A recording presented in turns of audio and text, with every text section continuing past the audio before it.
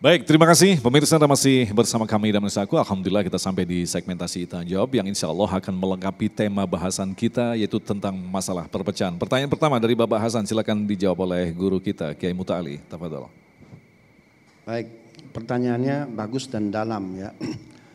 Ayat tadi itu konteksnya ketika Rasul Shallallahu Alaihi Wasallam dalam salah satu riwayat sampai di Madinah, di Yathrib, Nabi mendapatkan di Madinah itu banyak faksi. Ya. Nabi sendiri muhajirin yang menerima Nabi Ansar. Ini dalam piagam Madinah disebutnya faksi al-muslimun. Faksi yang kedua itu adanya faksi ortodoks tradisionalis. Saya tidak akan menerjemahkannya. Faksi ketiga dan keenam semuanya Yahudi. Bani Yahudi Qainuqa, Yahudi Quraiza, Bani Nazir dan Yahudi Khaybar. Jadi dari 6 faksi yang ada di piagam Madinah, 5 itu non muslim. Menariknya Rasulullah Shallallahu Alaihi Wasallam ini memberikan kepada 6 faksi tersebut dikasih kertas kosong. Silakan kalian buat draft. Agar kita ini di Madinah bersatu, menjadi citizenship, menjadi warga negara yang saling membela, yang saling mengasihi, menyayangi, melengkapi, kita mesti buat piagam. Maka perpecahan harus dihentikan. Karena itu kita bikin perjanjian, Mitsaqul Madinah. Akhirnya diadakan rapat komisi.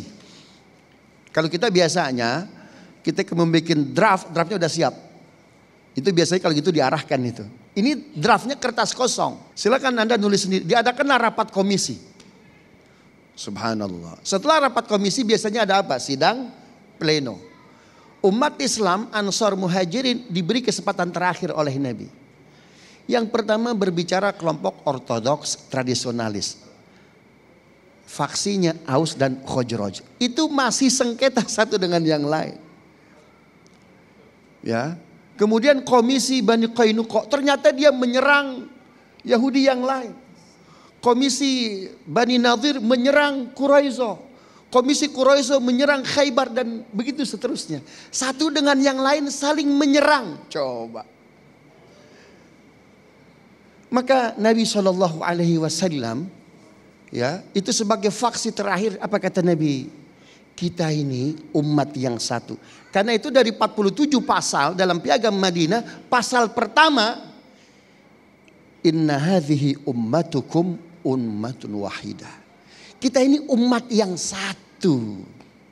Sehingga oleh Hadratus Syekh Hashim Asy'ari, beliau bikin pranata ukhuwah.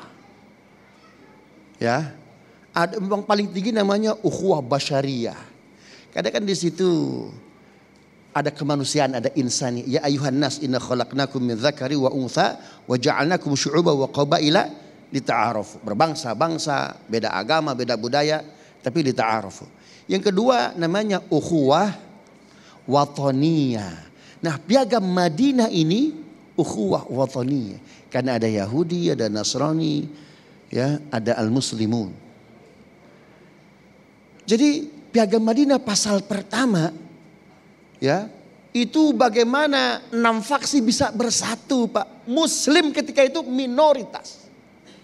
Karena faksi terbesar ortodoks tradisionalis, Yahudi Qainuqa, Yahudi Nazir, Quraiza, Khaybar. Subhanallah. Diabadikanlah persatuan itu dengan Ali Imran 103. Wa'tasimu bihablillahi jami'an wa la tafarraqu wadhkuru ni'matallah. Subhanallah. Idh kuntum a'daan fa'allafa baina qulubikum fa asbahtum bi ni'matihi ikhwana. Dulu kalian perang Aus Khazraj berapa tahun, Pak? 300 tahun lebih. Tapi ketika itu ditandatangani piagam Madinah, fa asbahtum bi ni'matihi ikhwana. Coba lihat. Nah, kata ikhwana ini ada ukhuwah yang lebih dalam. Namanya apa? Ukhuwah Islamiyah.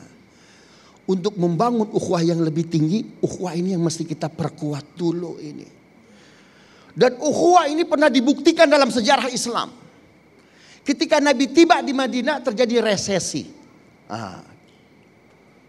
Eropa hari ini resesi nggak Ibu Bapak? Resesi kan?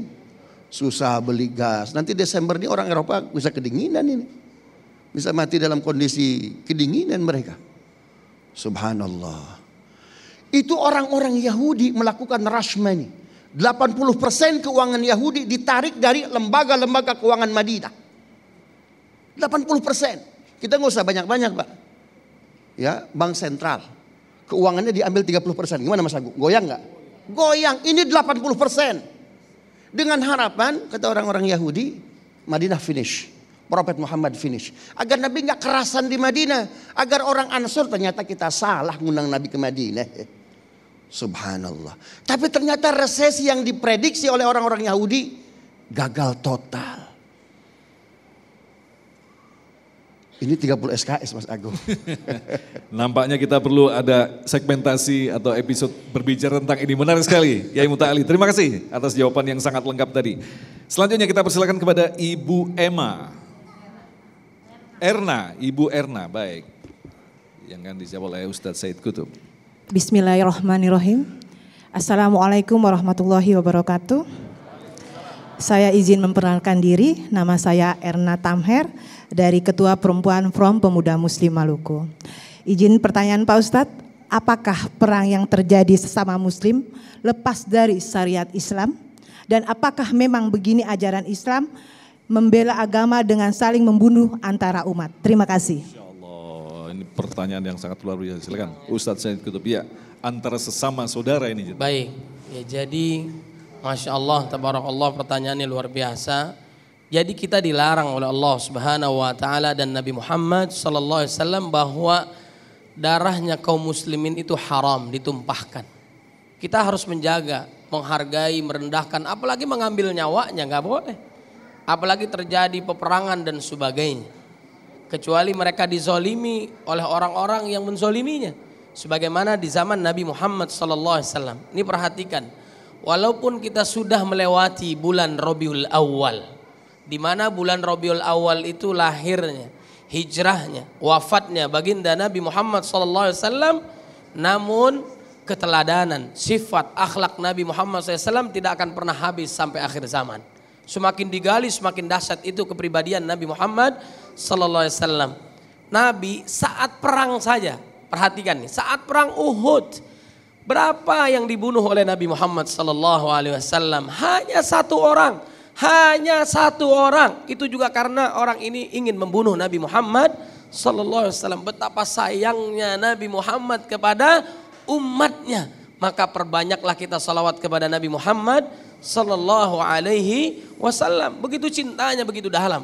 Saat di Taif tidak mau beriman kepada Rasulullah SAW, bukan disambut tapi disambit, justru didoakan oleh Nabi Muhammad agar mendapatkan hidayah Allah Subhanahu wa taala. Saat berjumpa dengan Allah Subhanahu wa taala diberikan salam oleh Allah, diabadikan dalam salat kita, assalamu alayka ayyuhan nabi wa rahmatullahi wa barakatuh. Dijawab oleh Nabi, assalamu alayna wa ala ibadillahi shalihin. Keselamatan bukan hanya untuk Nabi Muhammad tapi juga umat Nabi Muhammad sallallahu alaihi wasallam. Yang aku sayang, yang aku rindukan adalah ikhwani, saudaraku. Siapakah mereka ya Rasul? Bukankah kami ini saudaramu ya Rasul? Bal antum ashabi. Kalian adalah sahabat-sahabatku. Yang aku rindukan mereka yang tidak pernah melihat aku tapi beriman kepadaku. Mudah-mudahan yang hadir di mana saja berada pemirsa, itu yang dimaksudkan oleh Nabi Muhammad sallallahu alaihi wasallam adalah kita semua. Nah, Ustadz Said Kutub, kalau kita dalami, pada saat Rasulullah masih ada di tengah-tengah umat, segala permasalahan terjawab karena langsung dijawab oleh Rasulullah. Pada saat beliau telah wafat, justru perpecahan mulai terjadi, dan yang sangat disayangkan dari Al-Quran itu sendiri menafsirkan yang salah, menafsirkan dengan gayanya masing-masing, sehingga tumbuh perpecahan hingga sampai saat ini. Bagaimana kamu menjawabnya ini? Baik, jadi kita sebagaimana di dalam surat An-Nisa ayat 59. Ya ayyuhalladzina amanu, lagi-lagi dipanggil orang beriman. Atiullaha wa atiur rasul wa ulil amri minkum fa in tanaza'tum fi syai'in faruddu ila Allah war rasul in kuntum tu'minuna billahi wal yaumil akhir dzalika khairu wa ahsanu ta'wila. Kita beriman kepada Allah dan Rasulnya dan ulil amri kita harus taat. Kemudian di saat terjadi perselisihan dikembalikan lagi kepada Quran dan sunnah. Makanya kenapa kita terjadi perpecahan, tidak beriman kepada Allah, tidak mengikuti sunnah Nabi Muhammad sallallahu alaihi wasallam.